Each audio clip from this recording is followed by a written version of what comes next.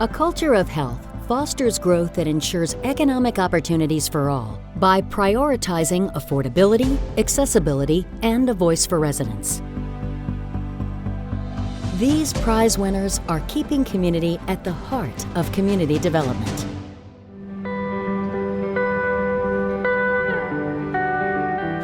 Howard County is a very high cost of living place. Housing and childcare remain some of the highest cost centers for families. So this is why we have our moderate income housing unit program.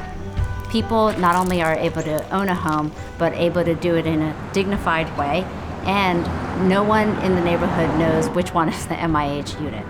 It has changed my life completely. I could not have imagined my dream realized this soon without the program. The ideals of Howard County were the fact that the janitor of an organization could live next door to its CEO, and the respect and the sense of community would always be here. Having Freetown Farm is helping us to create a better future for ourselves, a future based on community engagement, sustainability, and environmental stewardship. We're also teaching people to grow and sustain food, but also making it accessible to all income levels and all races regardless, and all abilities. I would say having equity and inclusion really strengthens the fabric of a community. Because that's what it comes down to, is changing outcomes for the better for our community.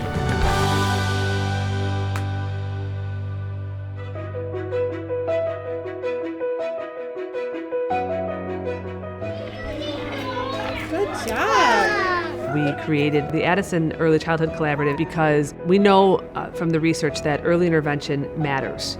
Whether it's physical, mental health needs, learning needs, if we're able to intervene early, the outcomes are much more favorable for the child going forward. And with heavy involvement from the elementary school, it involves connecting families with young children to the resources that are available. It's another example of a need that was identified, several agencies coming together to work together to serve the families together at a higher level.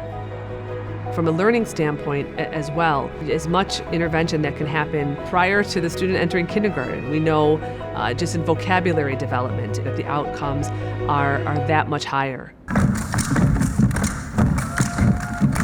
The YES program stands for Youth Equity Stewardship, and it is a program to foster more belonging for our students on campus from that lens of artistic expression that allowed students to find their voice in many diverse ways. They call it artivism.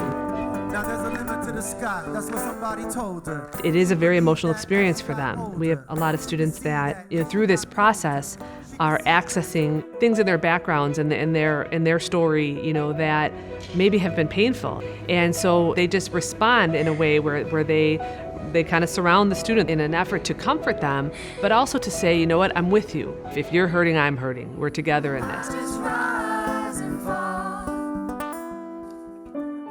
The common thread is a love for the outdoors that people can and do find in Outdoor RX, and the health benefits that lower the cortisol levels when you experience time on dirt, when you are surrounded by a tree canopy. It's about creating a sense of place and creating community spaces out of these natural resources that people feel welcome, they feel a part of, they had a voice in creating.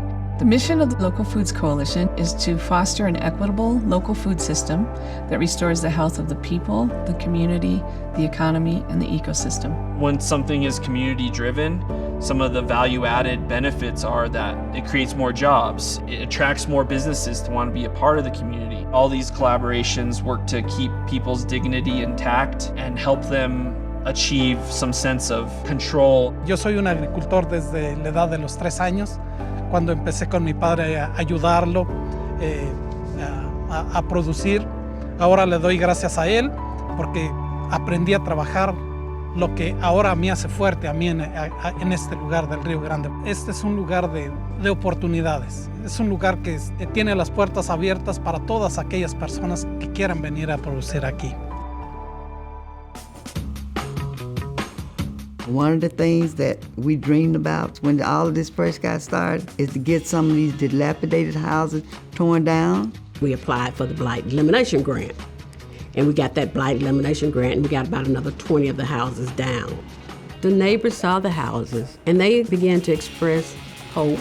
So they're interested in having an environment that looks good and taking away the look of poverty. I've got some plans up for housing for Drew that we could look at. We're working with city leadership, business leaders, nonprofits, churches to form coalitions to identify strategic key priority projects and then to attract funding to those projects. We wanted recreation for our children, so we went to a funder and said, can you help us get a Kaboom playground? This is a place where people don't have access to health care. And so one day someone showed up in my office and she said, I'm interested in doing free mobile clinics in the Mississippi Delta. Drew has been a great example to many of the local and regional nonprofits and municipal leaders on how to self-organize, identify priority projects, get them financed, and just to continue to persevere. I want people to see that we are a community on the go, that we're rising and that we're developing, and that we're not satisfied with the status quo.